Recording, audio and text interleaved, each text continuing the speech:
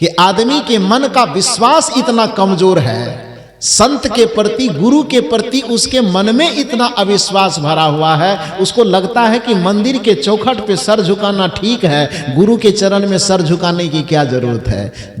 वशिष्ठ जी ने कहा कि राजन, जो भूल दुनिया करती है वो भूल आपने भी किया कि पहले पूरी दुनिया चक्कर मार लिया और पूरी दुनिया से थक जाने के बाद जब कहीं कुछ नजर नहीं आया तब अंतिम में तुम गुरुदेव के दरवाजे पर आए हो।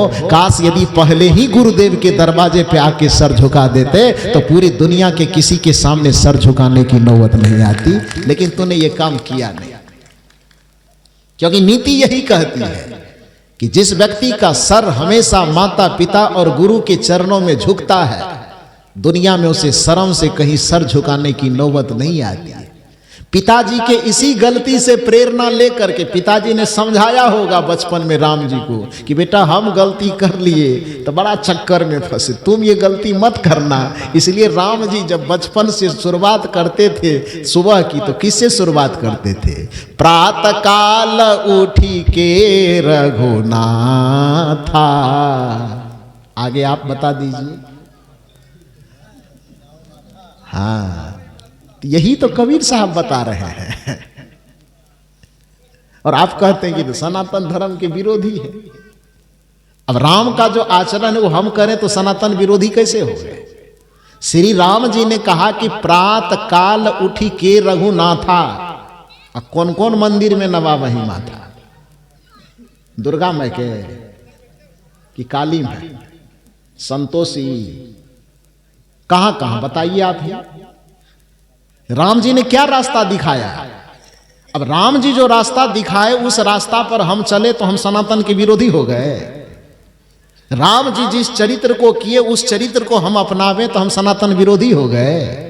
श्री राम जी ने हमें सिखाया, आप भटकते हैं सनातन के पथ से, आप भटके हुए हैं कि आप इधर झांकते हैं, उधर झांकते हैं, उधर झांकते हैं। हमको राम जी ने जो आदर्श दिखाया है हम उस पर चलते हैं। इसलिए कबीरपंथी को सनातन का विरोधी नहीं कहना चाहिए, बल्कि सनातन का सबसे बड़ा झंडावदार कहना चाहिए।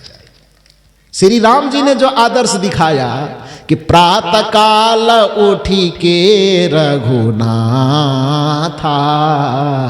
ध्यान दीजिए, मात पिता गुरु नावहि माथा। इस सनातन में तो तीने देवता बताया, वेद 4 बताया, मातृदेवो भव, पितृदेवो भव, आचार्य देवो भव, और चौथा में एक्स्ट्रा में रख लिया अतिथि देवो भव। लेकिन मुख्य रूप से ये 3 देवता की ही गिनती की गई, मातृदेवो भव, पितृदेवो भव, आचार्य माने गुरुदेव। आचार्य गुरु को कहा जाता है, तो गुरुदेवो भव। यही राम जी का दर्शन है कि माता पिता गुरु नावहि माथा, माता पिता और गुरु के चरण में शीश झुकाना चाहिए। यही आपको कबीर साहब ने, और कबीर साहब के मंच पर बैठने वाले चाहे जहाँ के संत हों वो आपको यही बताते हैं कि यदि तूने माता पिता की सेवा कर ली और गुरु के चरण की वंदना कर ली तो तुम्हारा भक्ति पूरा हो गया। तो फिर ये सनातन का विरोधी कैसे हुआ? बताइए किस आधार पर? कैसे कहते हैं कि ये पूजा पाठ को नहीं मानता? तो मूल रूप से मैं आपसे ये कहना चाह रहा हूं कि राजा दशरथ जी कहे, बेटा राम, मैं मुझसे बड़ी भूल हो गई, गुरु के चरण में बाद में गए, पहले हम दुनिया चक्कर लाए, तुम ये गलती मत कर। इसलिए सुबह सुबह उठो और सबसे पहला काम क्या करो? मात पिता और गुरु के चरण में जाकर के शीश झुकाओ। तो राजा दशरथ जब वशिष्ठ जी के चरण में जाके लेटे हैं, वशिष्ठ जी ने कहा कि यदि ये काम कर लिए होते तो दूसरे जगह जाने की नौबत नहीं आती। राजा दशरथ के आंख से आंसू झर रहे हैं। वशिष्ठ जी ने कहा, रो मत, गुरु के चरण में झुकने वाला आदमी रोता नहीं है। जाओ, मैं तुझे वरदान देता हूं कि आज के बाद तुम्हारे आंख में कभी आंसू नहीं आएंगे, और जिस पुत्र की अभिलाषा के लिए पूरी दुनिया में तू ललायित हो रहा है, आज गुरु का आशीर्वाद है कि तेरे आंगन में 4-4 बच्चे खेलेंगे। रास्ता में बता रहा हूं, क्योंकि मैं तुम्हारा नमक खा रहा हूं, इसलिए ये यज्ञ मैं तुमसे संपन्न नहीं कर सकता। मैं गुरु तो हूं लेकिन कुल गुरु हूं। तुम्हारे नमक पर मेरा पालन पोषण हो रहा है। तो इस वजह से जैसे एक पिता अपने पुत्र को पढ़ा नहीं सकता, कितना बड़ा मास्टर हो, अपना बच्चा को पढ़ाने के लिए दूसरे से ट्यूशन दिलवाना पड़ेगा ना। कितना बड़ा डॉक्टर हो, यदि उसको अपने बेटे अपने पत्नी की ऑपरेशन करने की नौबत आवे तो अपने से कर देगा? हो जाएगा? वो चाकू चलवे नहीं करेगा, ऑपरेशन करने वाला चलेगा। तो इसके लिए क्या करना होगा? कितना बड़ा डॉक्टर हो, ऐसा ऑपरेशन करने वाला कि दिन में 50 ऑपरेशन करता हो, उसके बावजूद भी यदि उसके अपने परिवार के किसी सदस्य को ऑपरेशन की नौबत आवे तो किसी दूसरे डॉक्टर के पास भेजेगा ना। वही चीज कुलगुरु वशिष्ठ समझा रहे हैं कि मैं गुरु तो हूं, लेकिन तुम्हारे नमक पर मेरा भरण पोषण हो रहा है, इसलिए हम भी तुम्हारे परिवार के हिस्से हो गए। और ये जो पुत्रेष्टि यज्ञ है, ये यज्ञ मैं नहीं कर सकता हूं, लेकिन मैं तुम्हें भेजूंगा भी तो कोई मंदिर नहीं भेजूंगा, मैं भेजूंगा तो एक संत के पास भेजूंगा। उस संत का नाम है महर्षि श्रृंगी ऋषि। उनके शरण में जाओ और उनसे आशीर्वाद प्राप्त करके फिर अपने जीवन को धन्य करो, तुम अपनी मनोकामना पूरी करो। सवाल यह होता है कि जिसको हम भगवान कह रहे हैं, उस भगवान के पिताजी के ऊपर संकट आया तो उसके संकट को दूर कौन किया? 33 करोड़ वाला कि संत वाला? थोड़ा जोर से बोलिए, इधर वाला बोलो ना। है? किसने किया जी? ये मंदिर वाला किया, तीर अयोध्या वाला भी नहीं किया। तब कौन किया? एक संत किया। और संत की भूमिका जो होती, गुरु की भूमिका होती।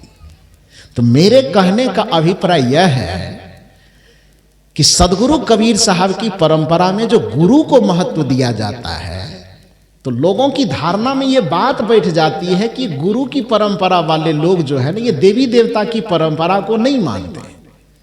दूसरे को कहते हैं ये देवी की पूजा मत करो, ये देवता की पूजा। अरे भैया, ये अध्यात्म के विज्ञान की ये शर्त है। चाहे वो कबीर साहब के अनुसार चलो, कि कृष्ण के अनुसार चलो, कि राम के अनुसार चलो, कि हनुमान के अनुसार चलो, भक्ति जब भी करने चलेंगे आप, तो भक्ति का नियम ही है कि सबको छोड़ करके एक को मानना पड़ेगा। आप कहे कैसे? कबीर साहब के अलावा भी ऐसा कोई कहा है क्या? किससे पुरवा दे? आपको नाम बोलिए। आप नाम बोलिए, किससे पुरवाना चाहते हैं? हनुमान जी को जानते हैं कि नहीं? हनुमान जी से पुरवा दें, शंकर जी से पुरवावें कि राम जी से? किससे साक्षी गवाही ले लें? बताइए किस पर मानिएगा? चलिए हनुमान जी से पहले कहवा दें। हनुमान जी, हनुमान चालीसा कभी तो पढ़े होंगे, नहीं पढ़े होंगे तो कभी कभी हॉर्न से सुनने का मौका मिला होगा कि नहीं मिला होगा? मिला होगा ना। चालीसा 40 चौपाई का तो ग्रंथ है उसका, और यहाँ भी बजता है, तब तो सुने जरूर होंगे। तो यहाँ बजता, ये हनुमान जी है क्या इसमें? दुर्गा जी, अच्छा दुर्गा मैया है, ठीक है कोई बात नहीं, हनुमान जी भी है। तो हनुमान जी की जब आरती बजती है, कैसेट बजता है, तो उस हनुमान जी के कैसेट में एक भक्त गया और हनुमान जी से पूछता है कि हे हनुमान जी, आप अष्ट सिद्धि नवनिधि के दाता हैं, हम आपकी भक्ति करना चाहते हैं और आपके भक्ति के माध्यम से ही हम रिद्धि सिद्धि सब सुखों को पाना चाहते हैं। इसके लिए कौन सी शर्त माननी होगी? तो हनुमान जी ने क्या कहा? हनुमान जी ने कहा कि मेरा भक्त बन करके यदि अष्ट सिद्धि और नवनिधि को पाना चाहते हो तो भक्ति तो बाद में करना, लेकिन मेरी भक्ति की पहली शर्त सुन लो। और वह शर्त क्या है? और देवता चीतन धरई, हनुमत से ही सर्व सुख लहई। यह हनुमान चालीसा की पंक्ति है कि नहीं है? पहले ये बताइए। आए ये हम लिखे हैं, अनुभव साहब लिखे हैं, ये हनुमान चालीसा में लिखा गया है। ये कोई बहुत बड़ा ग्रंथ नहीं है कि इसको पलटने में आपको 50 दिन लग जाएगा। ये 4 मिनट में 2 मिनट में पूरा पन्ना पलट लीजिएगा, पढ़ लीजिएगा। तो ये साकी, ये दोहा, ये चौपाई सुने होंगे आप। और देवता चीतन धरई, हनुमत से सर्व सुख लहई। सुने होंगे हजारों बार, आज मेरे मुंह से सुनकर के इसका अर्थ कीजिए थोड़ा सा। इसका अर्थ क्या होता है? और देवता चित्त न धरई, हनुमत से सर्व सुख लहई। इसका अर्थ कीजिए जरा सा। हम कोई पंडित जी नहीं हैं कि आपको संस्कृत का इधर से उधर गुत्थी घुमा देंगे। आप अपने दिमाग से पहले इसका अर्थ कीजिए। और देवता चित्त न धरई, और किसी देवता को अपने चित्त में धारण मत करो। हनुमत से सर्व सुख लहई। यदि तुम भक्ति करना चाहते हो तो भक्ति की एक ही शर्त है कि यदि हनुमान के भक्त होना चाहते हो तो बस हमको मानो, अब बाकी और किसी देवता को चित्त में धारण। थोड़ा जोर से बोलिए, सुनाई नहीं पड़ रही है। बिहार जाएंगे तो कान का इलाज हम करवा लेंगे, अभी थोड़ा कम सुनाई दे रहा, ठंडी का असर है ना। तो थोड़ा जोर से आप बोलिए, बोलेंगे ना। और देवता चित्त न धरई। अब हनुमान जी कह रहे कि और किसी देवता को चित्त में धारण मत करो, तो हनुमान जी देवता के विरोधी हो गया है?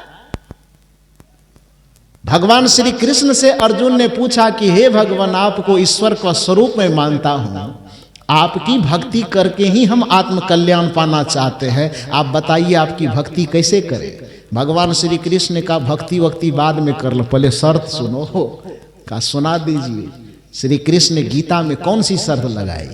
शर्त यह लगाई कि मेरी भक्ति समझना करना बाद में, लेकिन पहले शर्त सुन लो कि सर्वधर्म परित्यज्य माम एकम शरणम व्रजः, कि सभी धर्म और धार्मिक कर्मकांडों का परित्याग करके माम एकम शरणम व्रजः, सिर्फ मेरे शरण में आ जाओ, तभी तुम्हारे भक्ति की शुरुआत हो सकेगी। अन्यथा यदि तुम्हारा मन 33 करोड़ देवी देवताओं में यदि भटकता रह गया तो फिर चाहे मेरे पास भी बैठे रहोगे फिर भी तुम्हारी भक्ति की शुरुआत नहीं होगी। इसलिए भक्ति की शर्त ही यह है कि सर्वधर्म परित्यज्य, सभी धर्म और धार्मिक विधानों का परित्याग करके माम एकम शरणम व्रजः, सिर्फ मेरे शरण में आ जाओ तभी तुम्हारा कल्याण होगा।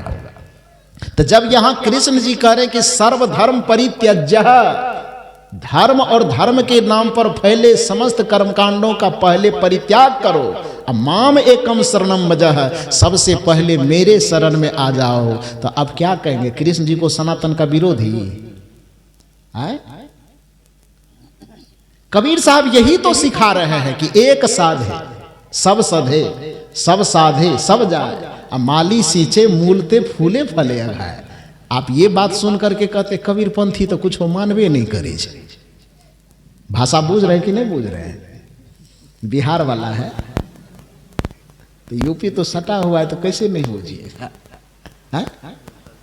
जब कबीर साहब ये कह रहे हैं कि एक को साधो तभी सब सधेगा, दुर्भाग्य यहां पर यह है कि हम सबको पकड़ने के चक्कर में एक को भी नहीं पकड़ पाते।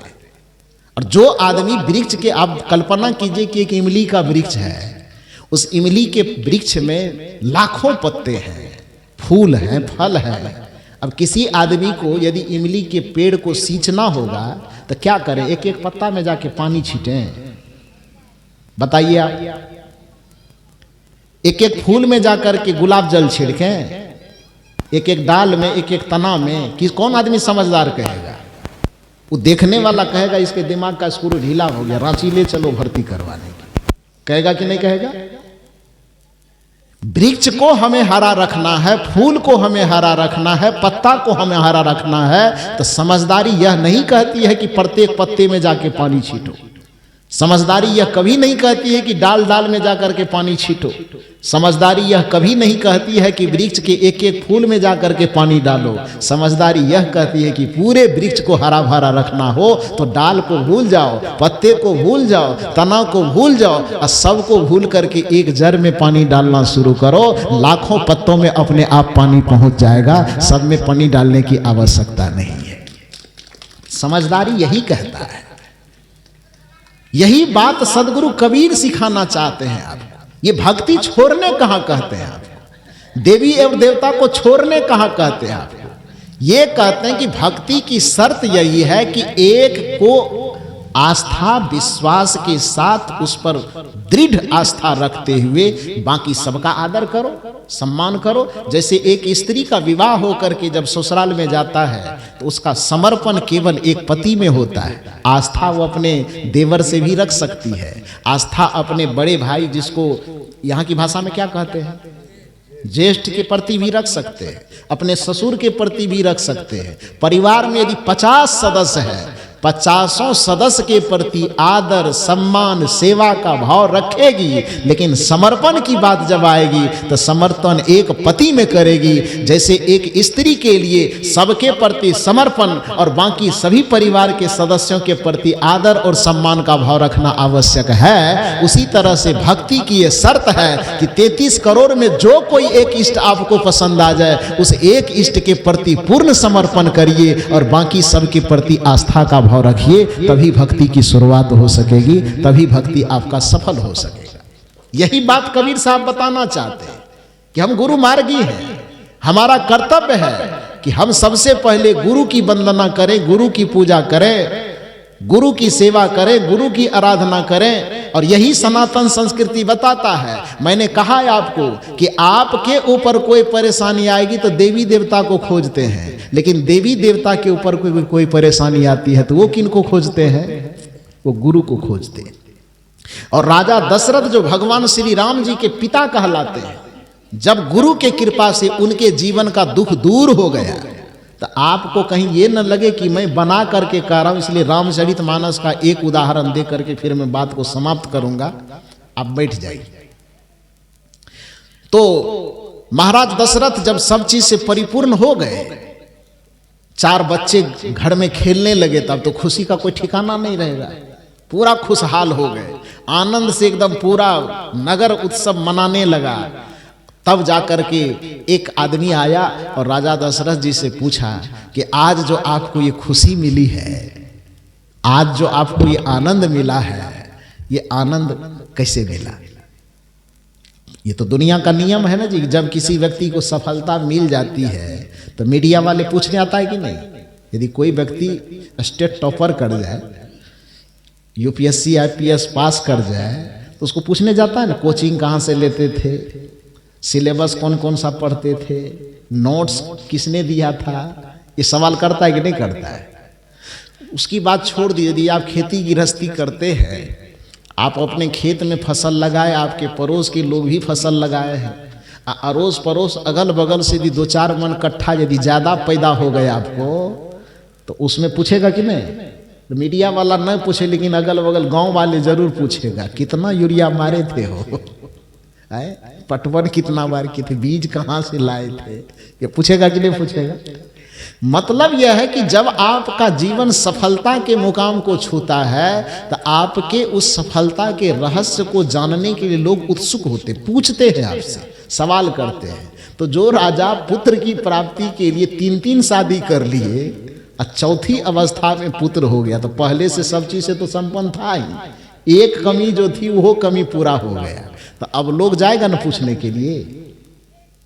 उस समय का जो मीडिया वाला होगा, अभी तक वाला तो नहीं होगा, लेकिन उस समय का जो मीडिया वाला होगा वो पूछने गया होगा कि महाराज आपके परिवार में जो इतनी खुशी आई, इतना उमंग आया, इतना उत्सव मना रहे हैं सब, आकाश पाताल धरती वाले सब, आप बताइए कि ये खुशी जो आपको मिली वो कौन पूजा करने से। क्योंकि आदमी के दिमाग में तो यही धारणा जाता है कि कोई न कोई जग पूजा जप मंत्र कुछ जरूर किया होगा, तब जाके सफल हुआ है, होता है ना। तो महाराज दशरथ से डायरेक्ट पूछा गया कि आपके घर में, आपके परिवार में जो पूरी संपन्नता, पूरी प्रतिष्ठा, पूरा आनंद, पूरा मंगल, पूरा उत्सव का जो ये अवसर आया है, ये बुढ़ारी अवस्था में, चौथी अवस्था में, ये 4-4 बच्चे भगवान के रूप में आपके आंगन में खेल रहे हैं, आप बताइए कि यह किनके कृपा से हुआ। महाराज दशरथ बड़े ईमानदार थे, वो चाहते तो कह देते ये पंडित जी की कृपा से हुआ है, वो चाहते तो कह देते कि फलाना यज्ञ किए ना तो उस यज्ञ के कारण हुआ है, चाहते तो वो कह देते। खीर खिलाने वाला भी कहानी हम ही लोग कहते हैं, नहीं कहा राजा दशरथ जी ने। हाँ, महाराज दशरथ से पूछा तो महाराज दशरथ ने कहा कि तुम्हारे नजर में क्या धारणा है, कोई यज्ञ करने से मिला है, कोई देवी देवता का पूजा पाठ करने से मिला? नहीं जी। तब सुनिए, और यदि यकीन न हो तो रामचरितमानस आपके पास है कि नहीं है? ना, घर में सुबह सुबह मेरे पास लेके आइएगा, मेरे पास लेके आइएगा। जो पंक्ति में कह रहा हूं वो दिखाऊंगा आपको। वो क्या है वो पंक्ति? महाराज दशरथ कहते हैं कि हमारे यहाँ जितने भी खुशी की बात आई है, पद प्रतिष्ठा धन दौलत साम्राज्य जो कुछ भी आया है, और आज हमारे घर में चार चार पुत्र भगवान के रूप में जो हमारे आंगन में खेल रहे हैं, ये दुनिया के किसी देवी देवता के पूजा के प्रताप से नहीं, बल्कि जिस कारण से मिला वो कारण बताते हुए महाराज दशरथ कहते हैं, जे गुरु चारण रेणु सिर धरही, तेजन सकल विभव बस करही। ये कौन कह रहे हैं भाई? ये भगवान के पिताजी कह रहे हैं। बात समझ में आ रही है?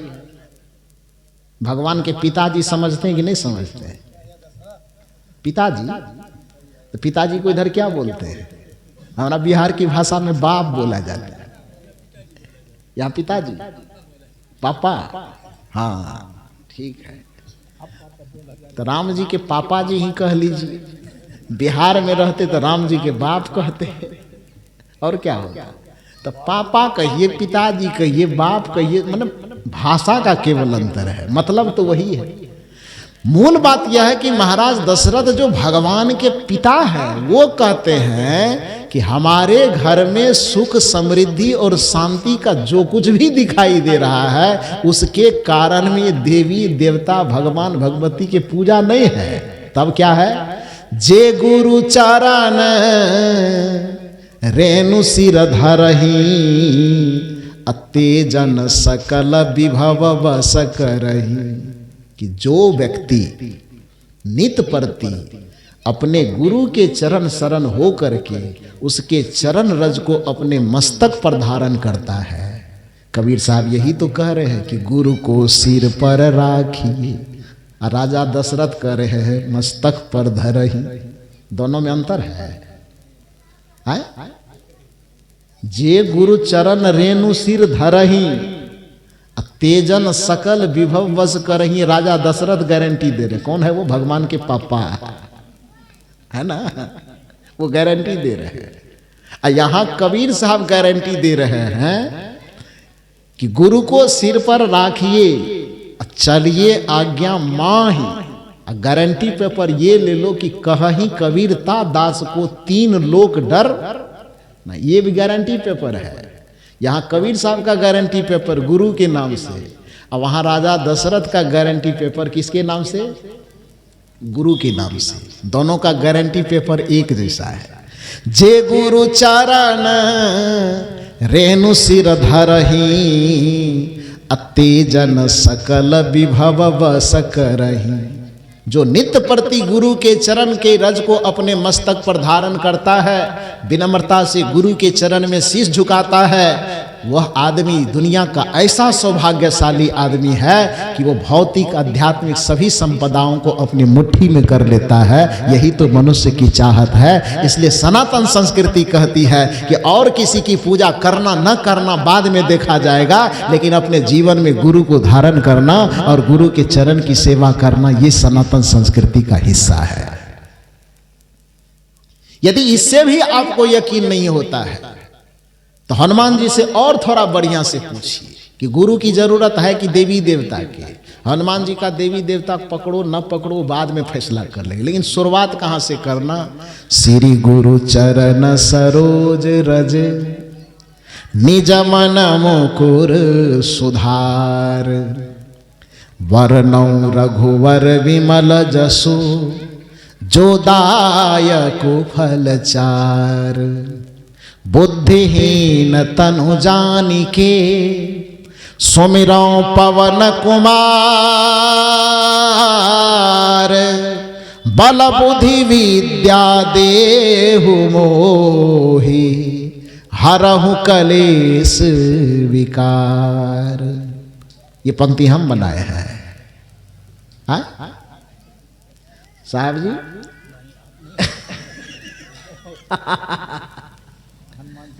इस साहब जी भी नहीं बनाए, मैं भी नहीं बनाया हूं। अब हरियाणा वाले से पूछना पड़ेगा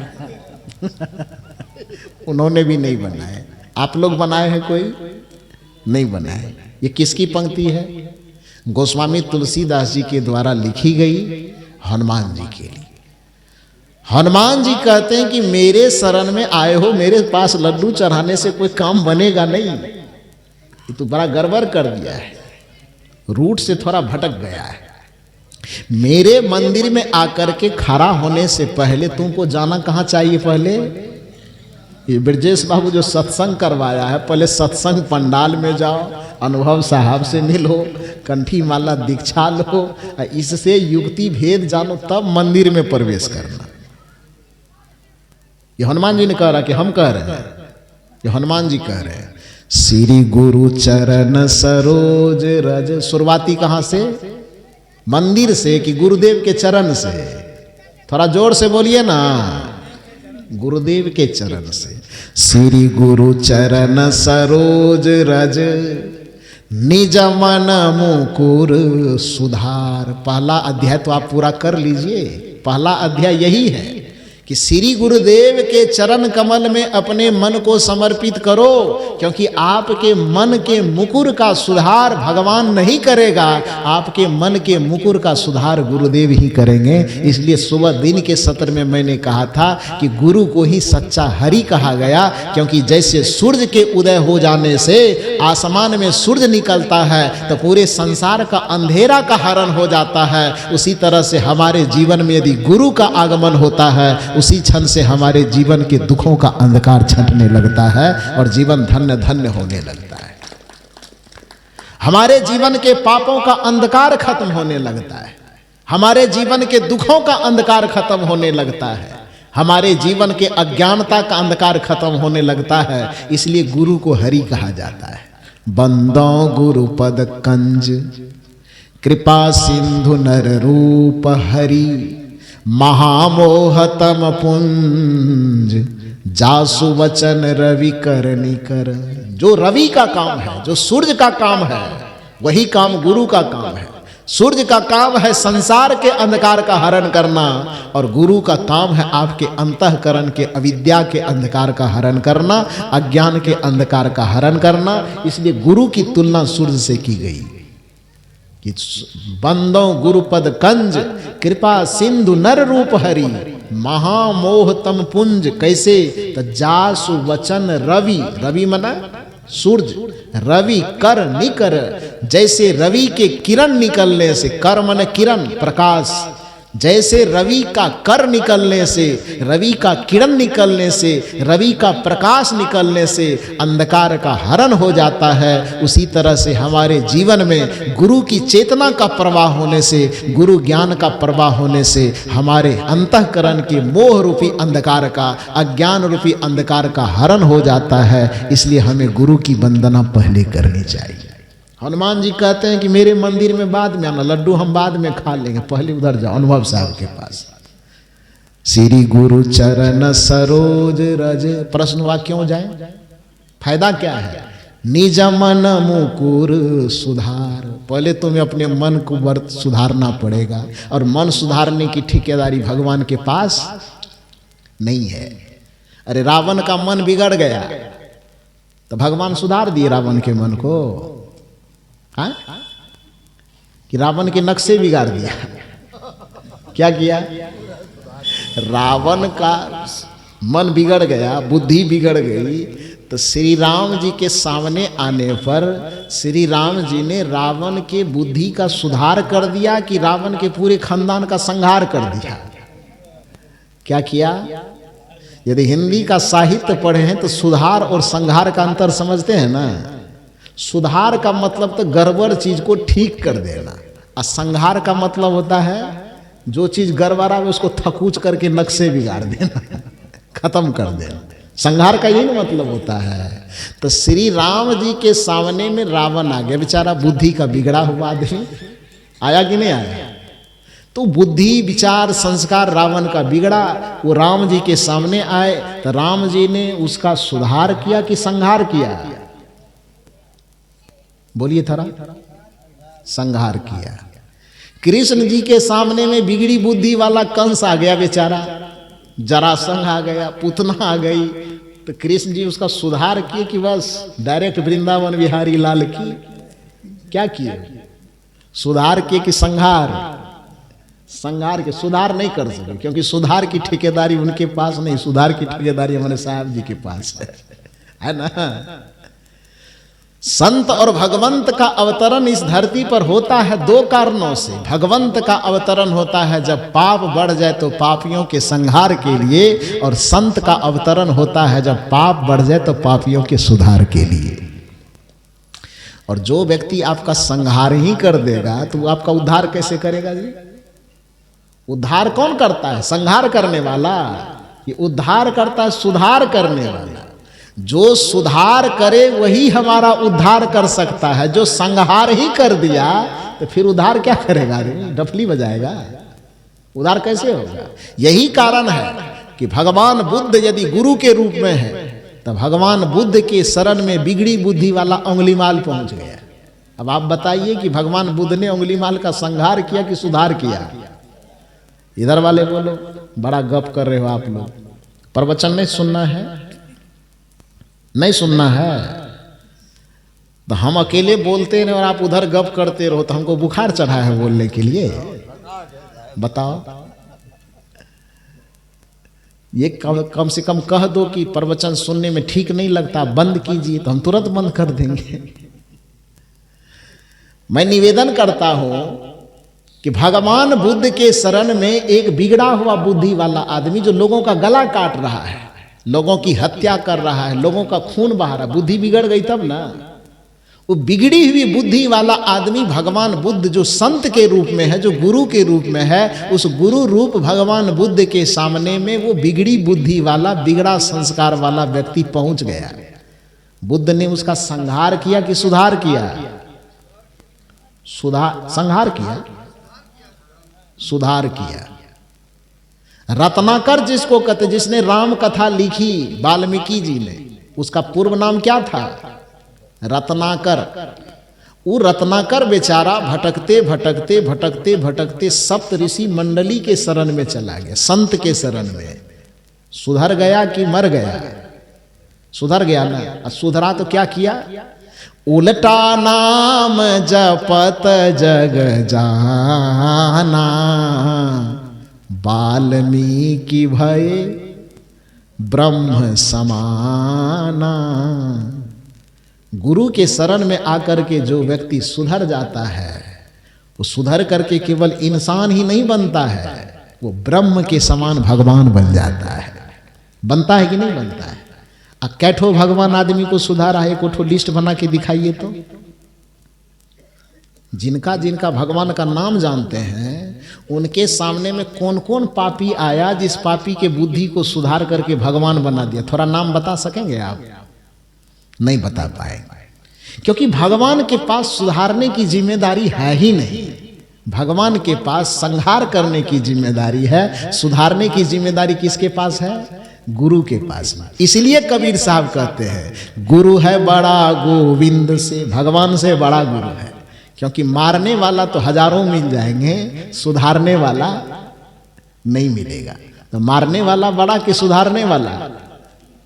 आप लोग आवाज कम बोलते। दूध दही नहीं खाते हैं क्या? है? दूध दही नहीं खाते हैं? खाते हैं। तो खाते हैं तो आवाज इतनी कमजोर कैसे है? थोड़ा जोर से बोले।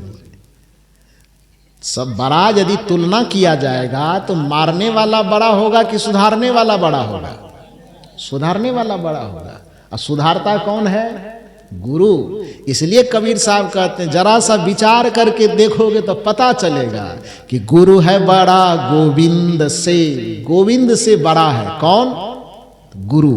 क्यों बड़े हैं भाई?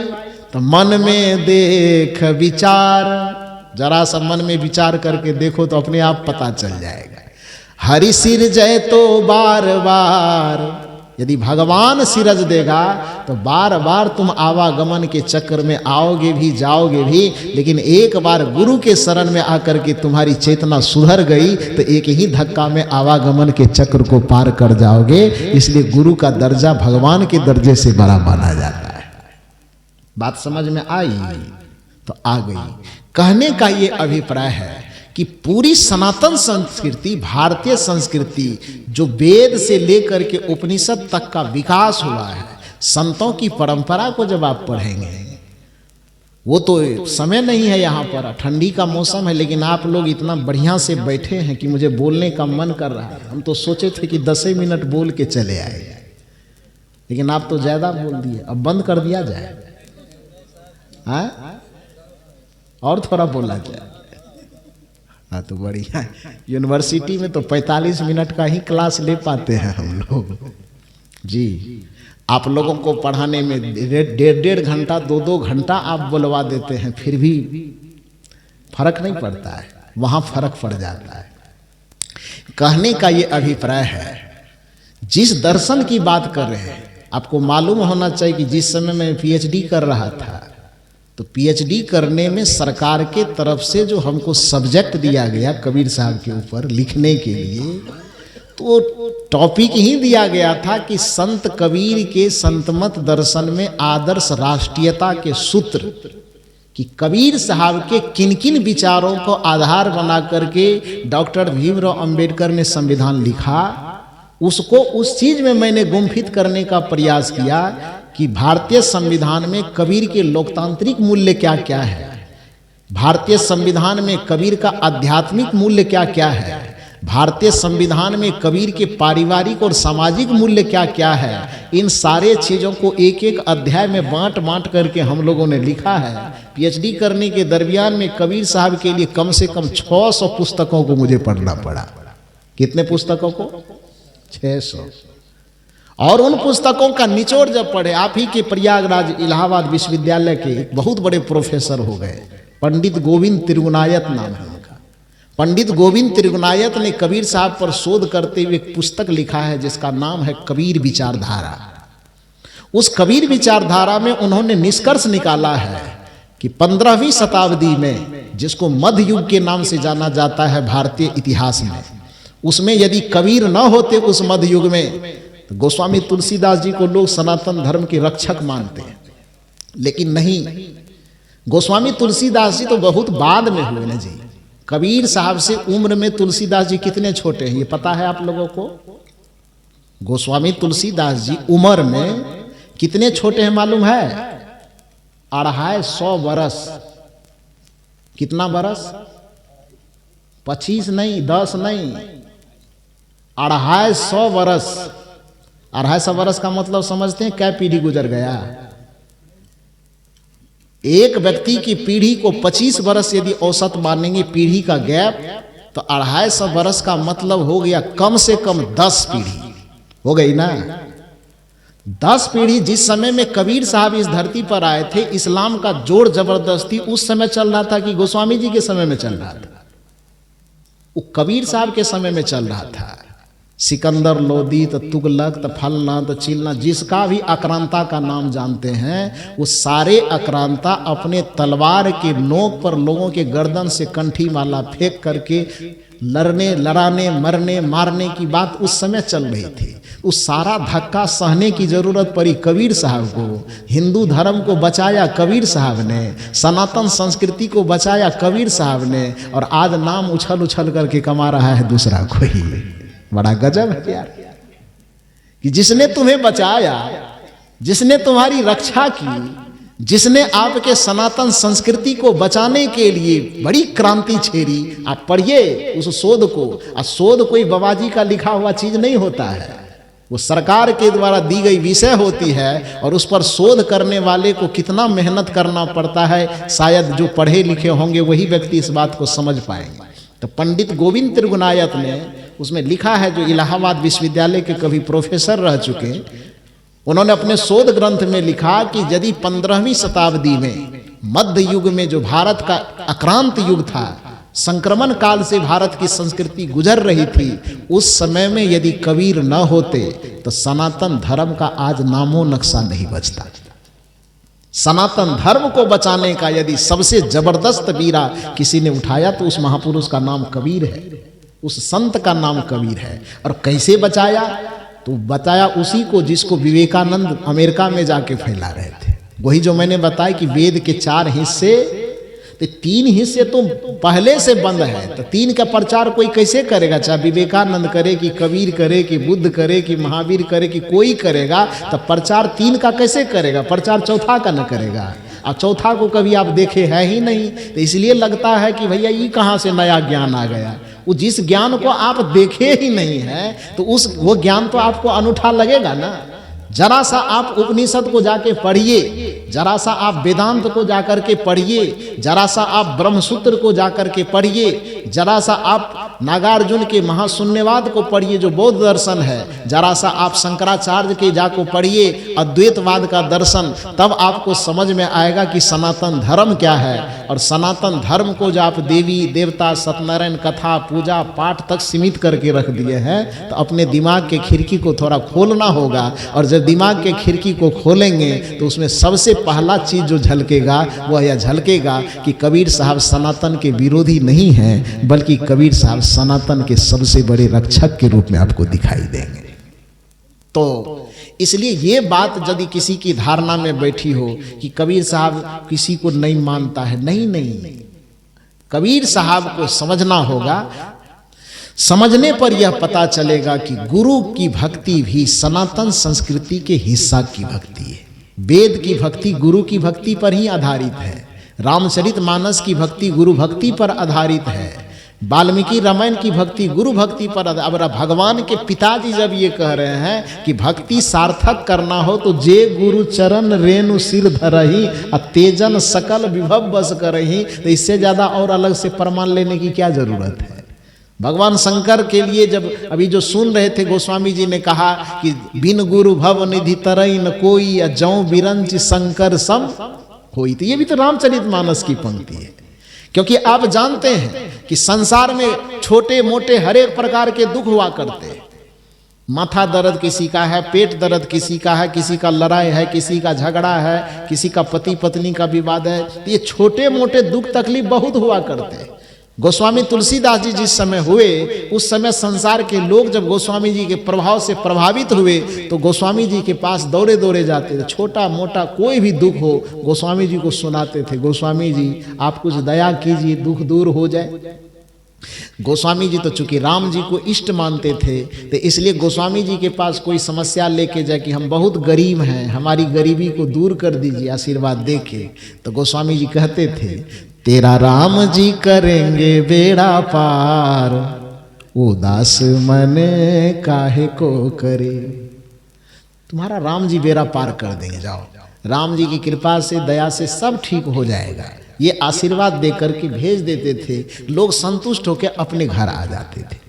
फिर कोई दूसरा आदमी कोई और तकलीफ लेके गया कि हमारे बच्चे की नौकरी नहीं लग रही है, गोस्वामी जी कृपा कीजिए। गोस्वामी जी कहते बस चिंता मत करो, तेरा राम जी करेंगे बेड़ा पार, उदास मन काहे को करे। बस ये फार्मूला, फिर लोग चले जाए। मैंने कोई आदमी किसी भी प्रकार की तकलीफ लेके आ जाए, गोस्वामी जी बस यही फार्मूला सबको कहते चले जाते। संजोग की बात, हमारे श्री अनुभव साहब जी के प्रवचन को सुन करके इब्राहिमपुर का एक आदमी गया गोस्वामी जी के पास। अब हमारे प्रधान जी गए होंगे, वही गए होंगे हमको लगता है। तो प्रधान साहब चले गए गोस्वामी जी के पास। उन्होंने कहा गोस्वामी जी हम अनुभव बाबा के प्रवचन सुन करके आए हैं, हम भी एक दुख से बड़े दुखी हैं, वो दुख कैसे दूर हो। गोस्वामी जी को लगा 75 आदमी तो यही दुख लेके आया, सबको एक टेबलेट दिए, तेरा राम जी करेंगे बेड़ा पार, अब उदास मन काहे को करे। तो प्रधान जी भी आया होगा ऐसा ही दुख लेकर के, तो इसको भी यही टेबलेट पकड़ा देंगे, काम चल जाएगा। लेकिन वो तो अपने दिमाग से दुख लेके नहीं गए थे ना, अनुभव बाबा के प्रवचन से सुन के गए थे, अनुभव बाबा के अनुभव से सीख करके गए थे। उन्होंने कहा गोस्वामी जी दुख मेरे पास भी है, लेकिन वह दुख बच्चे की नौकरी न लगने का दुख नहीं है। पत्नी से झगड़ा का दुख नहीं, पेट दर्द माथा दर्द का दुख नहीं है। वो दुख कौन सा है? आवागमन का दुख है, भवचक्र का दुख है, जन्म और मरण का दुख है, बंधन का दुख है। वो दुख कैसे दूर होगा? अब गोस्वामी जो एक ही टेबलेट सबको देते जा रहे थे, गोस्वामी जी को लगा है जरा फेरा में पड़ गए। ये प्रधान जी अपने मन से आया नहीं है, अनुभव बाबा के द्वारा भेजा गया। तो गोस्वामी जी को लगा कि यदि इसको भी कह दें कि तेरा राम जी करेंगे बेड़ा पार, तो बड़ा मुश्किल हो जाएगा। तब क्या करें? गोस्वामी जी ने यहाँ पर दिमाग लगाया और उन्होंने कहा कि तुम्हारा पेट दर्द, माथा दर्द, बेटा बेटी, दुनियादारी का कोई दुख होगा तो इसमें हम एक हवा चला देंगे, तेरा राम जी करेंगे बेड़ा पार। उदास मन काहे को करे, लेकिन आवागमन के चक्र से मुक्त होना हो, जन्म मरण के बंधन से मुक्त होना हो, मोक्ष पद को पाना हो, तो वहाँ राम जी की कृपा काम नहीं करेगी। तब वहाँ कौन सी कृपा चाहिए?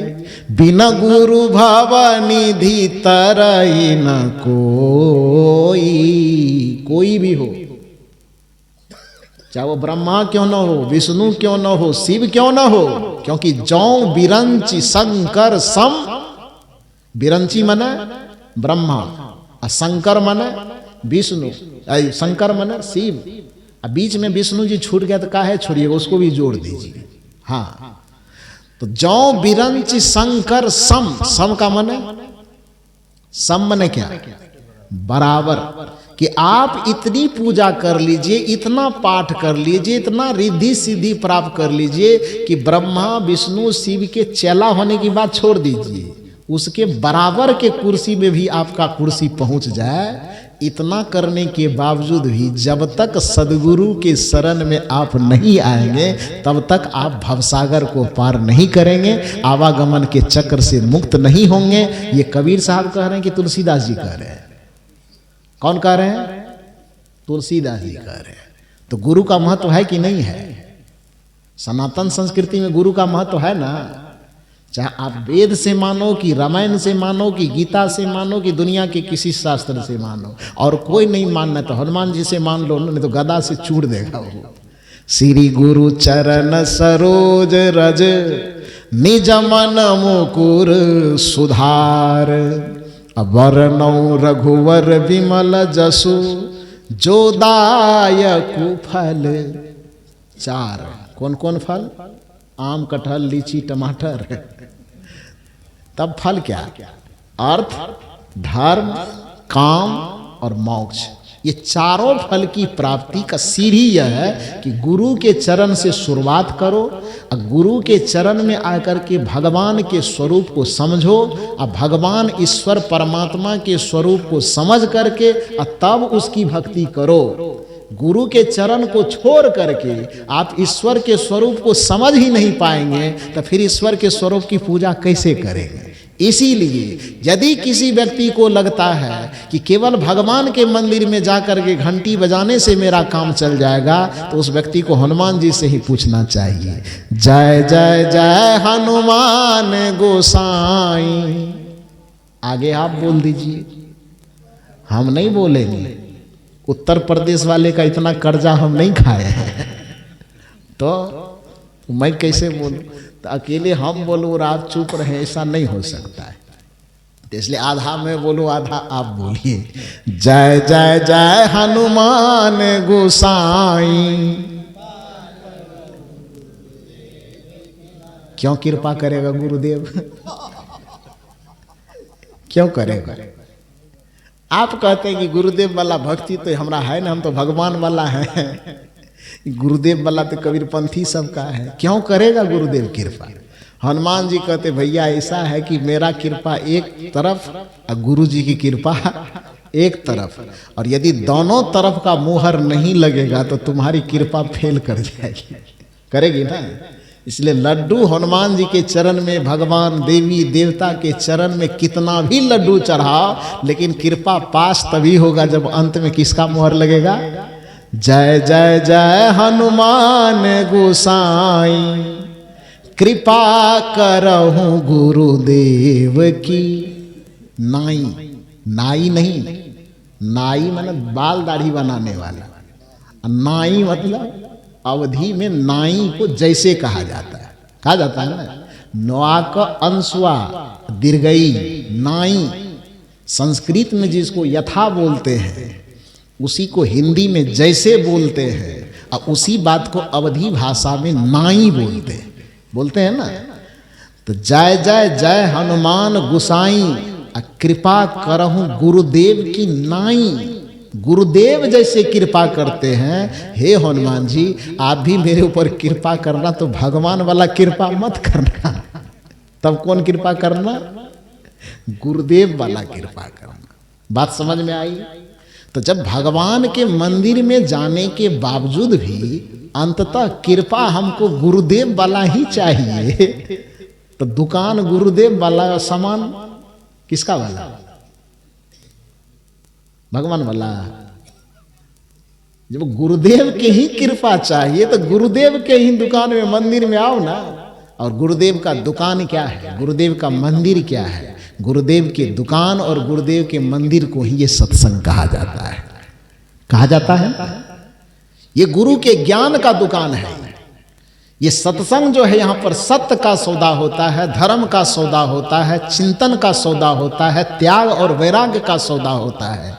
इसलिए गुरु का दुकान यदि कोई है तो उसका नाम सत्संग है। गुरु का मंदिर यदि कोई है तो उसका नाम सत्संग है। तो अंत में जब आपको कृपा गुरुदेव की नाई ही चाहिए तो मंदिर में जाना न जाना वो आपकी मर्जी है, लेकिन आप गुरुदेव के चरण में आकर के अपने मन मुकुर का सुधार कीजिए। और जब मन मुकुर सुधर गया तो राम जी ने स्वयं प्रतिज्ञा की है कि निरमल माना जाना सो मोहि पावा, मोहि कपट छल छिद्र न भावा। यही बात कबीर साहब कर रहे, मिर्ची क्यों लग रही है? राम जी ने कहा निर्मल मन जन सो मोहि पावा, मोहि कपट छल छिद्र न भावा। कबीर साहब यही डंके के चोट पर कह दिए कि कबीरा मन निर्मल भया जैसे गंगा नीर, तो पीछे पीछे हरि फिरे। सब भगवान पीछे पीछे घूमेगा। तुलसीदास जी कह रहे हैं कि निर्मल मन जन सो मोहि पावा, यानी जिसका मन निर्मल हो जाएगा वो भगवान को आसानी से प्राप्त कर लेगा। और कबीर साहब कह रहे हैं कि कबीरा मन निर्मल भया जैसे गंगा नीर, अब पीछे पीछे भगवान फिरे कहत कबीर कबीर। तो कबीर साहब उठपटांग कह रहे हैं। हाँ? ये तुलसीदास जी के चिंतन से रामचरितमानस के चिंतन में और कबीर साहब के चिंतन में क्या अंतर आ रहा है? जो एक आपको सनातन धर्म वाला लग रहा है और दूसरा आपको सनातन धर्म का विरोधी लग रहा है। कैसे भाई?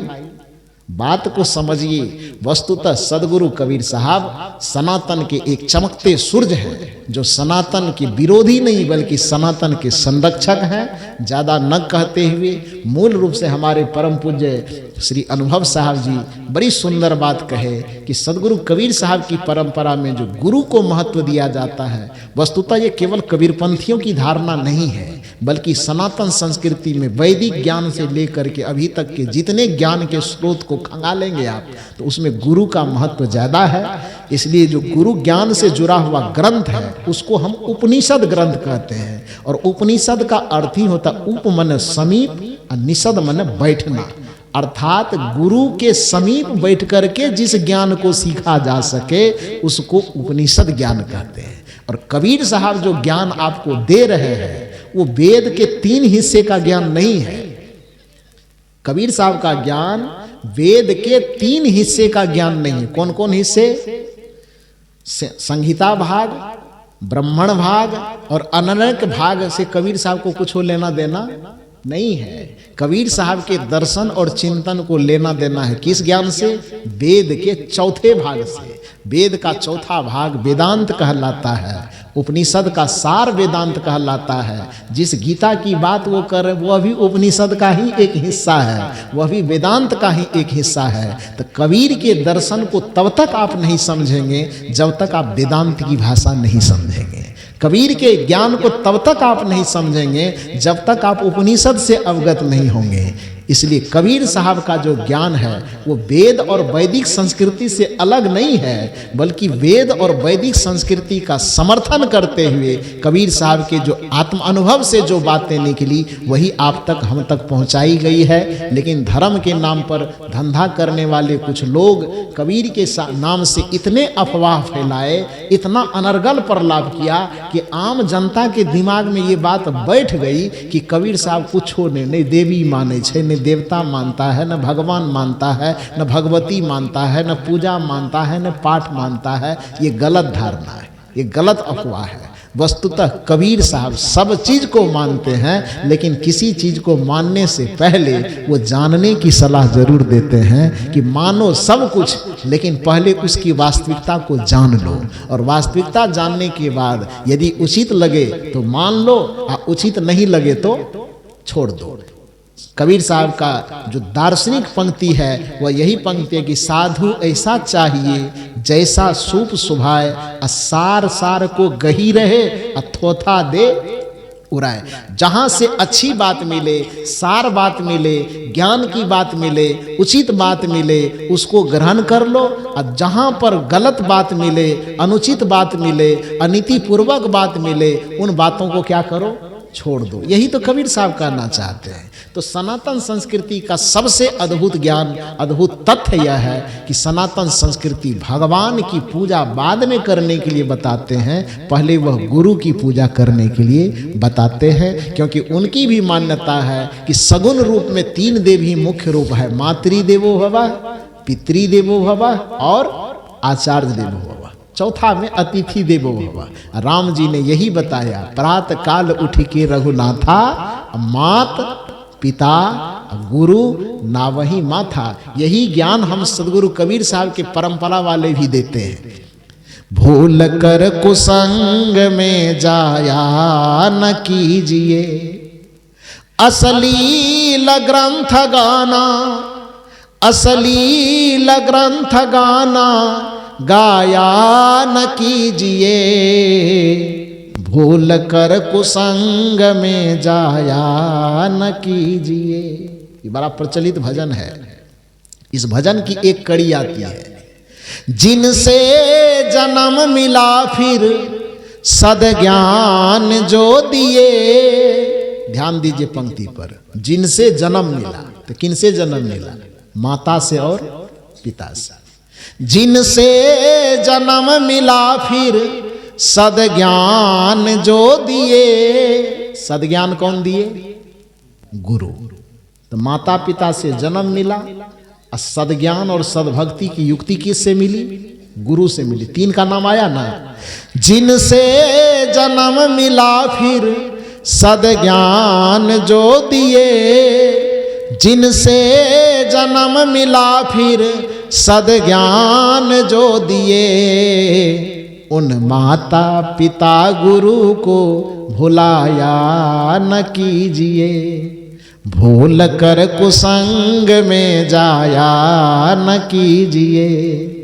अश्लील ग्रंथ गाना, अश्लील ग्रंथ गाना गाया न कीजिए, भूल कर कुसंग में जाया न कीजिए। भूल कर कुसंग में मत जाइए, और जिनसे जन्म मिला है और जिसने सद्ज्ञान दिया है उस माता पिता और गुरु को कभी भुलाया न कीजिए। यही कबीर का दर्शन है, यही राम का दर्शन है, वस्तुतः यही सनातन का दर्शन है।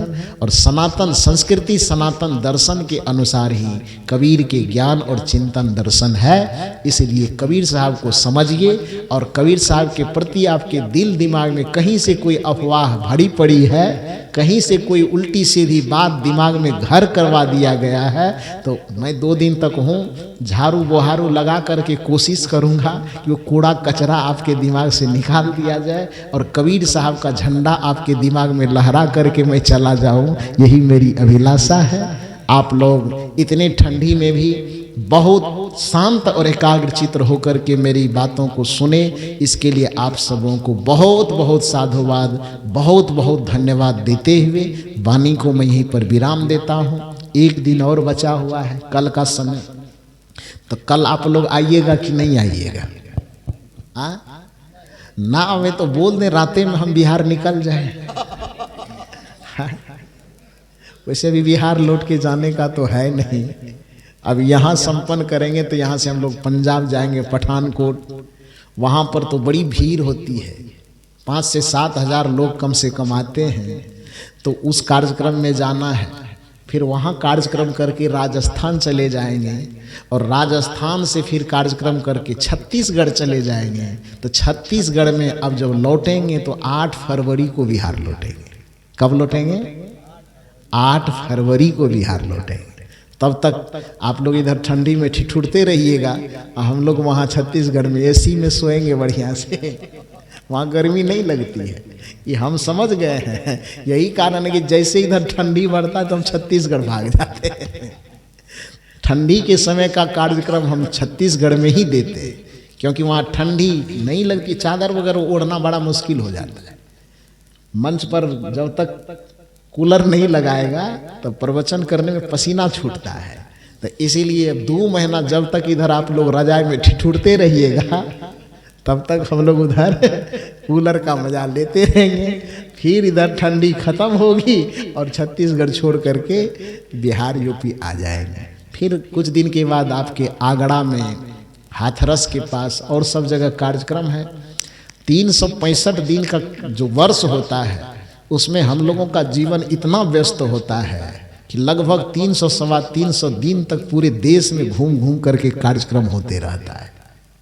उसी के दरमियान हमारे आदरणीय ब्रजेश बाबू और उनके साथी लोग मेरे कुछ प्रवचन को YouTube पर सुने होंगे और उसी के मार्फत से संजोग बना। ये तो बता रहे थे कि उनका सुनते थे, उनका सुनते थे। ये बड़े प्रिंसिपल आदमी है, जैसे सब विद्यार्थी में से प्रिंसिपल चुनाव करता ना कि इसको फर्स्ट डिवीजन दे, सेकेंड दे, थर्ड दे। तो उसी तरह से प्रवचन करने वाले जितने विद्यार्थी थे उसमें से मेरा सिलेक्शन फर्स्ट डिवीजन में किया इन्होंने। तो उसके बाद कार्यक्रम आपके बीच में तो उसके बाद आप लोगों के बीच में मुझे बुलाया। तो पहले तो मैंने कहा कि इस धरती पर आने के लिए मैं कितने दिन से सपना देख रहा था, 20 साल से लगभग गुजरना होता था, लेकिन आने का मौका नहीं लगता था। आप लोगों को इसलिए भी मैं साधुवाद दूंगा क्योंकि जिस धरती पर आने के लिए मैं 20 वर्ष से सपना देख रहा था, उस धरती पर आपने आने का मौका दिया। इसके लिए आपको बहुत बहुत साधुवाद देता हूँ। और कल पुनः आइए और एक नई विषय, एक नई चर्चा लेकर के हम लोग फिर बैठेंगे और खुले दिमाग से। ना आपको हमें महात्मा मानने की जरूरत है और न आपको हम श्रोता मानते हैं। अरे हम दोनों एक धर्म, एक अध्यात्म के पथ के पथिक हैं। अंतर इतना ही है कि थोड़ा सा हम आगे चल गए हैं और आप पीछे चल रहे हैं। हमारा कर्तव्य है कि हम अपना उंगली पकड़ा करके आपको भी पीछे पीछे लेते चलें। तो हम लोगों में न कोई वक्ता न श्रोता, कुछ नहीं, बस एक परिवार के सदस्य की तरह बैठेंगे और कुछ आध्यात्मिक विषय जो मन में सवाल बन करके कौन रहा है उस विषय को सामने में रख करके उस पर एक आध्यात्मिक चर्चा करेंगे। तैयार हैं आप लोग? कल आएंगे ना? हाँ, तो कल दिन में भी फिर जिस तरह से कार्यक्रम की सूचना दी जाएगी, दिन में भी कार्यक्रम होगा, कल रात में भी होगा। इसी तरह से। अच्छा, तो हम लोग इतना 6-7 आदमी हैं तो पूरे यहाँ इब्राहिम, क्या नाम लगा, इब्राहिमबाद के सब खाना खा जाएंगे हम लोग। बहुत होता है। अच्छा, तब तो कोई बात नहीं। तो सबको बहुत बहुत साधुवाद, धन्यवाद देते हुए, यदि इतना देर बोलने में कुछ मुंह से गड़बड़ निकल गया हो तो अपना ही परिवार, अपने ही घर का सदस्य समझ करके उसको क्षमा करेंगे। आप लोगों को बहुत बहुत साधुवाद देते हुए बस वाणी को विराम देता हूँ। बोलिए सतगुरुदेव की। अब एक छोटी सी सूची है दानी सज्जनों की।